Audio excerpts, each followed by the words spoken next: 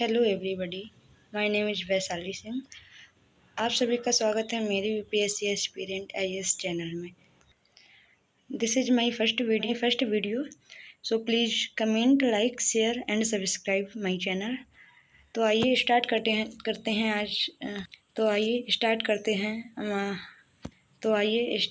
हैं हम आज का ये वीडियो। आज का टॉपिक मैंने लिया है मॉडर्न हिस्ट्री से, स्पेक्ट्रम से लिया है जो। और आज का टॉपिक है ईश्वर चंद्र विद्यासागर।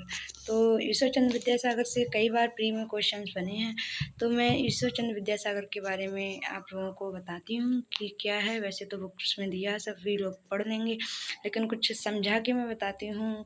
मैं कैसे पढ़ती हूँ, किस तरीके से पढ़ाई करती हूँ, वो बताती हूँ। तो सबसे पहले ईश्वर चंद्र विद्यासागर, इनके बारे में जान लेते हैं। इन्होंने कितना योगदान इनका रहा है समाज के लिए, वो जान लेते हैं सबसे पहले। तो स्टार्ट करते हैं। प्रसिद्ध विद्वान और समाज सुधारक ईश्वर चंद्र विद्यासागर के व्यक्तित्व में भारतीय एवं पाश्चात्य विचारों का सुंदर समन्वय था। वे ऐसे उच्च नैतिक मूल्यों में विश्वास करते थे जो मानवतावाद के प्रति समर्पित तथा गरीबों के लिए उदार हों। 1850 में वे संस्कृत कॉलेज के प्रधानाचार्य बने। उन्होंने संस्कृत अध्ययन के लिए ब्राह्मणों के एकाधिकार को चुनौती दी। बहुत बड़ी बात थी उस टाइम। संस्कृत जो था, जो ब्राह्मणों के लिए, बस ऐसा कहा जाता था कि इसे उच्च वर्ग के लोग, ब्राह्मण जो उच्च वर्ग के माने जाते हैं, वो ही पढ़ सकते थे। इस पे वो ब्राह्मणों का इस पर मोनोपोली था, तो ऐसे कहा जाता था कि वही इससे पढ़ सकते हैं, इसकी शिक्षा ले सकते हैं। इसके बाद गैर ब्राह्मण जातियों को संस्कृत अध्ययन के लिए इन्होंने प्रोत्साहित किया। इन्होंने कहा कि किसी भी जाति, किसी भी धर्म के लोग इस भाषा को पढ़ सकते हैं, लिख सकते हैं। उन्होंने संस्कृत शिक्षा के परंपरागत स्वरूप को समाप्त किया और संस्कृत कॉलेज में अंग्रेजी शिक्षा का प्रबंध किया। बहुत बड़ी बात थी। संस्कृत कॉलेज में इंग्लिश भी पढ़ाई जाएगी, ऐसा भी इन्होंने कहा। इंग्लिश और संस्कृत दोनों का ही समर्थन करते थे। अंग्रेजी का समर्थन करने का यही उद्देश्य था कि आधुनिक दृष्टिकोण का प्रसार हो कॉलेज में, जिससे इंग्लिश भी बच्चे सीखें और संस्कृत को भी सीखें। उन्होंने संस्कृत शिक्षा को नया रूप प्रदान किया और इसे पढ़ाने के लिए नई तकनीक विकसित की। उन्होंने संस्कृत पढ़ाने के लिए बांग्ला भाषा में वर्णमाला भी लिखी। इसके बाद आते हैं जो मैंने हाईलाइट कर रखा है, आप देख सकते हैं। विद्यासागर ने विधवा पुनर्विवाह के लिए एक सशक्त आंदोलन चलाया। बहुत बड़ी बात थी उस टाइम, विधवाओं के लिए कुछ कर पाना, स्त्रियों के लिए कुछ कर पाना किसी भारतीय द्वारा, क्योंकि उस टाइम अंग्रेज भारत में थे।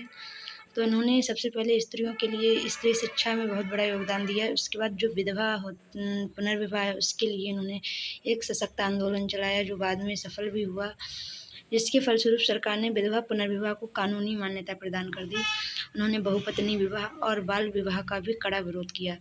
ये भी बहुत बड़ा कदम था। इन्होंने बहुपत्नी विवाह का विरोध किया, बाल विवाह का विरोध किया, ये बहुत बड़ा कदम था। स्त्री शिक्षा को प्रोत्साहन देने के लिए अथक प्रयत्न किया। कम से 35 गर्ल्स कॉलेज से ये संबंधित थे, जिनमें से कई स्कूलों का संचालन भी स्वयं करते थे, उनका खर्चा भी स्वयं उठाते थे।